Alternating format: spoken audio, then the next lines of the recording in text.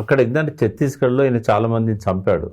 వాళ్ళ కోపం ఉంటుంది అలా సివిలియన్స్. అంతవరకు చేయొచ్చు ఆయనకు ఆ ప్రాంతంలో మాత్రం ఆయన ఆపరేషన్ లో కానీ దిట్ట ఆయన, కానీ మైదాన ప్రాంతంలో మాత్రం ఆయన లేదు. ఆయన సరెండర్ అయితే అక్కడ చంపేస్తారనే భయంతో తెలంగాణలో కూడా ఆయనకు డౌట్ ఉంది, లేదా సోర్స్ దొరకలేదు.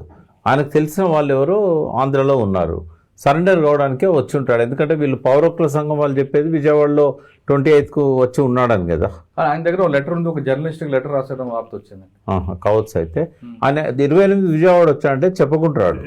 నేనైతే పౌరకుల సంఘం వాళ్ళు చెప్పేది నమ్ముతున్నా. ఎందుకు నమ్ముతున్నా అంటే వాళ్ళకి వార్త చేరవేస్తారు. సరెండర్ అయ్యే వాళ్ళు ఏదైనా జరగవచ్చు అన్న ఉద్దేశంతో చేరవేస్తారు. ఆయనను చంపాలనేది పైనుంచి వచ్చిన ఇన్స్ట్రక్షన్స్ అయి ఉంటాయి. 28 తారీఖు నాడే ఆయన విజయవాడ వచ్చారు మీరు అంటున్నారు.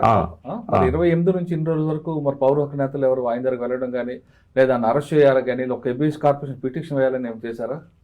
ఆయనంతటా ఆయన సరెండర్ కావడానికి వచ్చినప్పుడు ఎబిఎస్ కార్పొరేషన్ ఎందుకు వేస్తారు? ఆయన ఎంత సరెండర్ వచ్చారని ఆయన వాళ్ళు ఎవరైనా చెప్పలేదు కదా దానికి. ఎవరికైనా ఆయన చెప్పి ఉంటాడు. చెప్పకుండా సరెండర్ అయ్యారు అనుకుందాం.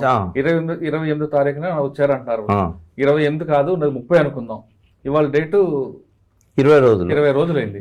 20 రోజుల్లో సరెండర్ కాలేదు కాబట్టి ఏదో జరిగి ఉంటుంది అని నమ్మి ఏదో ఒక సెన్స్ రావచ్చి ఆయన వెంటనే అరెస్ట్ చేయాలని కానీ, లేదా సరెండర్ ఎవరైతే కమ్యూనికేషన్ ఇచ్చారో ఆ కమ్యూనికేషన్ వ్యక్తికి అడగాలి కదా. మరి 20 రోజులు